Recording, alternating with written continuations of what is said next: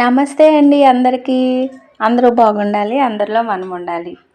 ఈరోజు టిఫిన్ అంతా లేటుగా అయిపోతుందండి. ఇంకా ఇంతలో పూజ అంతా నేను పొద్దున్నే దీపారాధన చేసుకుంటాను కదా, ఇంకా ఈయన చేయడానికి అన్నీ అందివ్వాలి నేను అనుకుంటూ ఇంకా వంటగదిలోకి వచ్చానండి. ముందుగా పొయ్యి వెలిగించేటప్పుడు ఇలాగా పాలు కాంచుతాను కదా, ఇంకా మునగాకు నీళ్ళు కూడా పెట్టేశాను. దేవుడి సామాన్లు అవి ఇచ్చేస్తాను, కొంచెం నాకు మంచిగా కడిగేసి ఇవ్వు అని అన్నారు. సరే అని చెప్పి అలాగే అని ఇంకా అవన్నీ కడగటానికి ప్రిపేర్ అవుతున్నానండి. ముందుగా పాలు కాంచేసాను, కొంచెంగా ఉంటే ఇంక ఇంతలో ఎగ్స్ కూడా ఉడకపెడుతున్నానండి. కొంచెం కాల్షియం తక్కువైంది అని అన్నారని చెప్పి ఆయనకి ఎగ్స్ ఉడకపెట్టి ఇద్దామని చెప్పి కొంచెంగా బాయిల్ చేస్తున్నాను. ఇంకా ఇంతలో చట్నీకి కొంచెం 4 వేరుశనగ గుళ్ళు కూడా వేసి వేపుదామని చెప్పి, పచ్చిమిరపకాయలు అసలు మంటే ఉండలేదు ఎందుకనో మరి. ఎండుమిర్చి వేద్దాం అనుకున్నాను, సరే కొంచెం అయిపోయింది కదా వేపేసిన తర్వాత గుర్తొచ్చింది ఇంకెందుకులే అని చెప్పి అవి వేపి పక్కన పెట్టేసి ఇవి స్టవ్ మీద పెట్టేసేసి ఉడుకుతూ ఉంటాయి.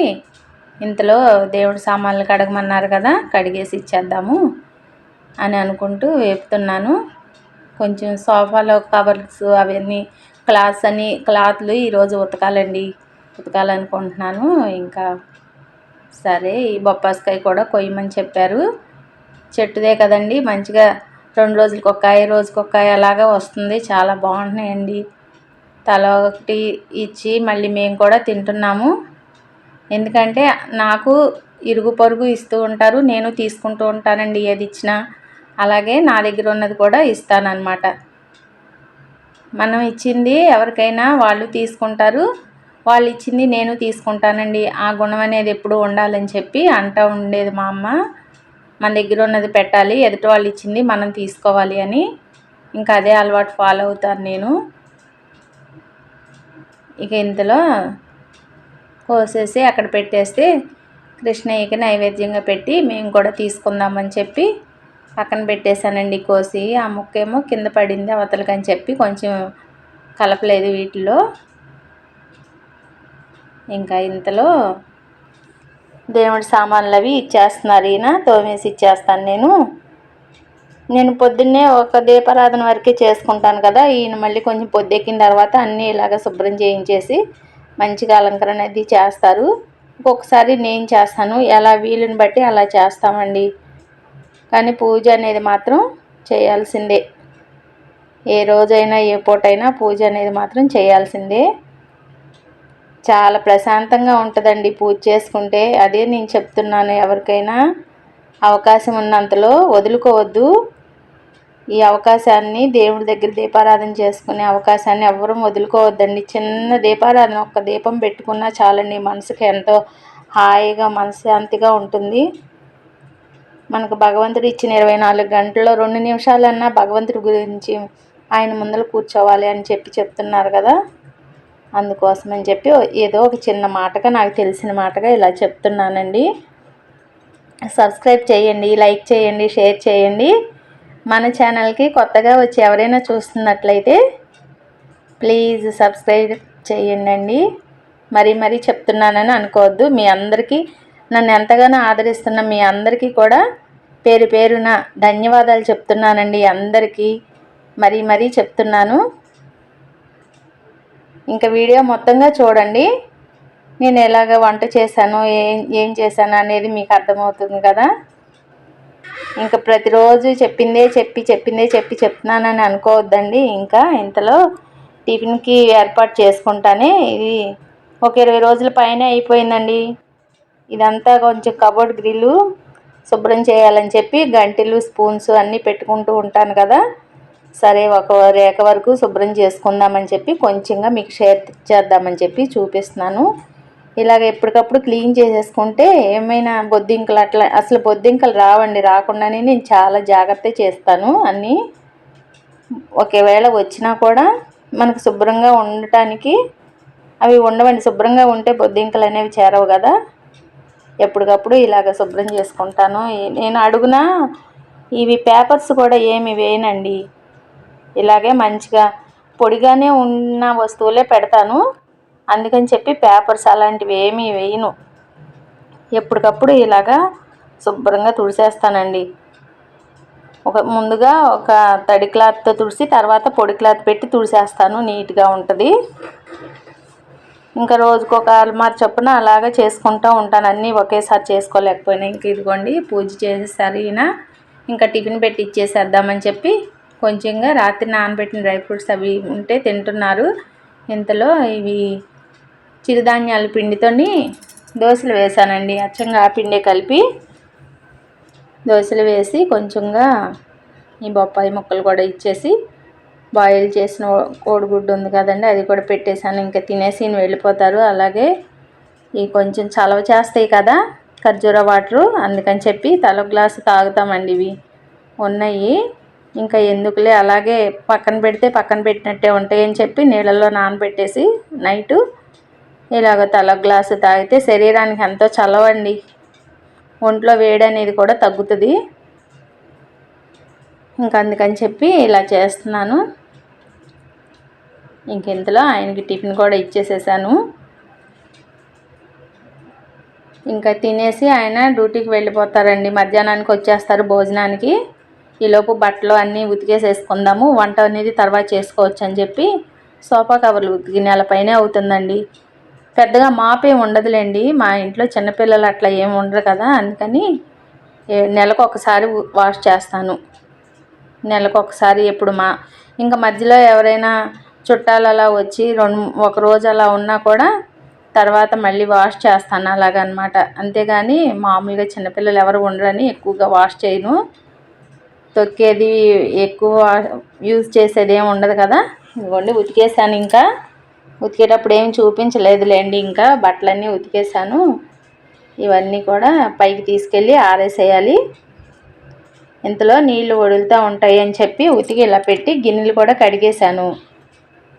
బయట గిన్నెలు వేసేసాను ఉన్నాయి కదా, ఇంకా గిన్నెలు కడిగేసరికి నీళ్ళు అవి వారిపోతూ ఉంటాయి అని చెప్పి నీళ్ళన్నీ కారిపోయిన తర్వాత కొంచెం బరువు కూడా తగ్గిద్ది కదా పైకి తీసుకెళ్ళాలంటే అని చెప్పి అదిగోండి నీళ్ళు చుక్కలు పడుతున్నాయి కదా.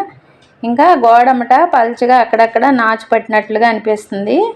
ఇంకా అందుకని చెప్పి బ్లీచింగ్ వేద్దామని చెప్పి ఈ పొడవున బ్లీచింగ్ కూడా కొంచెం మాత్రం చల్లాను.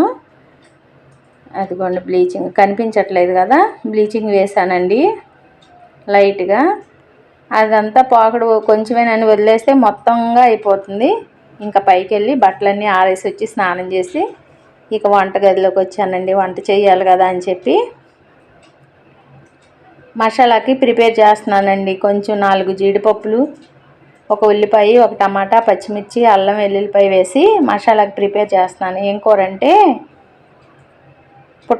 పుట్టగొడుగులు తీసుకొచ్చారండి. చాలా రోజులు అయింది. సరే పుట్టగొడుగులు కూర వండేసేద్దామని చెప్పి కొంచెంగా పెసరపప్పు కూడా వేపుతున్నాను.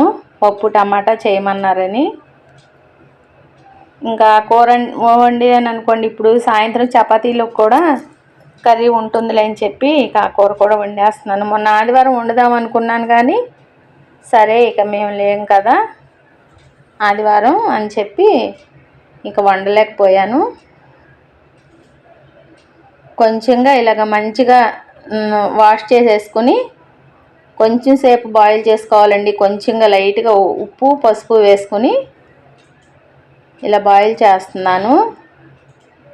తర్వాత పెసరపప్పు కూడా వేపాను కదా, అది కూడా ఉడుకుతుంది. కుక్కర్లో పెడితే పోయేదేమో కదా అనుకుని ఈలోపు కుక్కర్లో బియ్యం నానబెట్టాను కదా అని మళ్ళీ ఏం చేశాను, మళ్ళీ ఇంకా కాదులే టైం అయిపోతుంది, ఈయన త్వరగా భోజనానికి వచ్చేస్తారు అని చెప్పి ఇంకా మళ్ళీ ఆ పప్పుని కుక్కర్లోకి మార్చేశాను.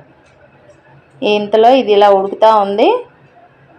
ఇంకా లేట్ అయిపోతుందిలే అని చెప్పి కుక్కర్లో బియ్యం గిన్నెలో వేసేసి నానబెట్టిన బియ్యం ఆ ఉడికే పప్పుని కుక్కర్లో వేసేసి టమాటా ఉల్లిపాయ అన్నీ కోసి కలిపేసి పెట్టేస్తాను కదా. చింతపండు, మంచి నూనె, ఉప్పు, కారం నేను అన్నీ ఒకేసారి వేసేస్తాను కదండి.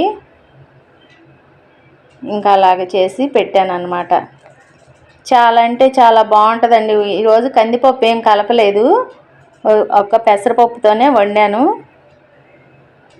సర్లే పొట్టు పెసరపప్పేనండి, చాలా బాగుంది కూర కూడా. ఇదిగోండి, ఇక అన్నీ కలిపి పెట్టేసేస్తాను నేను ఇలాగా. ఈ పుట్టగొడుగులకు కూర ఏమో ఇంకా ఎలాగా మనం మామూలుగా మసాలా కూర వండుకున్నట్టేనండి. చాలా బాగుంది పుట్టగొడుగుల కూర కూడా, భలే ఉందిలేండి. అప్పుడప్పుడు తెస్తూ ఉంటారండి, ఎప్పుడన్నా ఎక్కువగా సండే వండుతానని చెప్పి తీసుకొస్తూ ఉంటారు. ఈ మధ్య అసలు కుదరట్లేదు, అటు వెళ్ళట్లేదు, తీసుకురావట్లేదని మొన్న ఒక రోజున తీసుకొచ్చారు, అది ఫ్రిడ్జ్లో ఉండిపోయింది. ఇంకా ఈరోజు గుర్తొచ్చిందండి, అవును ఉన్నాయి కదా ఎప్పటి నుంచో వండాలనుకుంటున్నానని. ఇంక ఇంతలో ఆ ఉడికిని పక్కన పెట్టేసుకున్నాను కదా. ఇదిగోండి, కొత్తిమీర కూడా తీసి బయట పెట్టాను. మొన్న మంచిగా శుభ్రం చేసుకుని పెట్టుకున్నాను కదా బాక్స్లో, ఎంత తాజాగానూ ఉందండి. ఈరోజు తెచ్చిన కొత్తిమీర లాగా పాడవదని చెప్పాను కదా, చాలా చక్కగా ఉంది. ఇంకా ఈ ఉల్లిపాయ వేపేస్తున్నాను కొంచెంగా నూనె వేసి. మసాలా కూడా మగ్గిపోయిన తర్వాత, చల్లారిన తర్వాత జార్లో వేసి మిక్సీ పట్టేశాను కదా. ఇంకా ఇది కూడా ఒక పక్కన పెట్టేసుకుంటున్నాను. దీనిలో వేపేసుకుందాం. ఆల్రెడీ మనం వేపే మసాలా పట్టాం కదా, పచ్చి వాసన ఏమి లేకుండా ఉంటుందండి, చాలా బాగుంటుంది. ఇంకా ఈ ఉడకపెట్టిన పుట్టగొడుగులనేమో ఇలాగ మళ్ళీ కొంచెం నూనెలో ఒక 5 నిమిషాలు కలయబెడుతున్నాను. తగినంత ఉప్పు, పసుపు అన్నీ వేసేసుకుని లైట్గా ముందు కొంచెం అంత వేసాను. నేను అసలు కూరల్లో ఉప్పు తక్కువే వాడతానండి, చాలా అంటే చాలా తక్కువగా వాడతాను. తర్వాత చాలకపోతే కలుపుకుంటాం, కానీ చాలా వరకు చాలా తక్కువగానే వాడతాను అన్నమాట. ఇంక ఈ మసాలా కూడా వేసేసాను. మగ్గిన తర్వాత వేసేసి కొంచెం జారు కడిగి కొంచెంగా వాటర్ పోస్తాను. ఉప్పు, కారం, సరిపడా కారం కూడా వేసేసాను. అల్లం వెల్లుల్లిపాయ పేస్ట్ కూడా దానిలోనే ఉండిపోయింది కదా, నలిగిపోయింది మసాలాలో, ఇంకా మరి విడిగా వేయవసరం లేదు. ఇలాగ కొంచెంగా వాటర్ పోసి మీడియం ఫ్లేమ్లో పెట్టుకుని కొంతసేపు ఉడికిన తర్వాత ఇదిగోండి ఈ మాత్రానికి వచ్చింది కదా.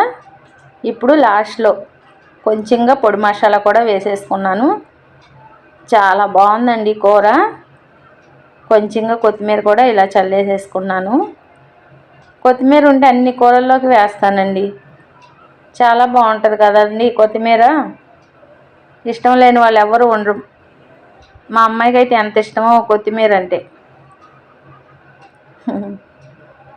ఇంక ఇలాగ మంచిగా ఇలా గ్రేవీగా వండితే భలే ఉందిలేండి.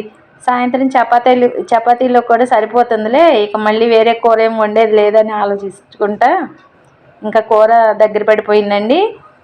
ఒక పక్కన అన్నం కూడా ఉడికిపోతుంది కదా. ఇంకా ఇంతలో పప్పు కూడా తాలింపు వేసేద్దామని మెనిపే ముందలే కొంచెం కొత్తిమీర కూడా వేసి మెనిపాను. మెనిపేది ఏముందిలేండి, గంటితోటి అలాగ అనటమే కదా. మెత్తగా, బాగా మెత్తగా కూడా ఉడకనివ్వనండి. ఎందుకంటే మరీ మెత్తగా ఉన్నా టేస్ట్ అంతగా ఉండదు. పొయ్యి మీద వండినట్టుగా వండమంటారు ఈయన, అందుకని కచ్చాపచ్చాగానే ఉడకనిస్తా. ఇదిగోండి, దీనికి కూడా ఇంకా తాలింపు వేసేసాను. కొంచెంగా నెయ్యి వేసి, కొంచెం నెయ్యి కూడా నిండుకుందండి, అందుకని కొంచెంగా నెయ్యి కొంచెమే ఉంది, అందుకని నూనె వేసాను. కొద్దిగా నెయ్యి వేసి అది ఇది వేసి తాలింపు వేస్తున్నాను. ఇదిగోండి, ఇంకా వచ్చేస్తారు ఒక అరగంటలో, భోజనానికి రెడీ చేసేయాలి అనుకుంటూ పప్పు అనేది పప్పు అని కలవరిస్తూనే ఉంటారండి. ఇదేనండి ఈరోజు వీడియో. మరో మంచి వీడియోతో మీ ముందు ఉంటానండి.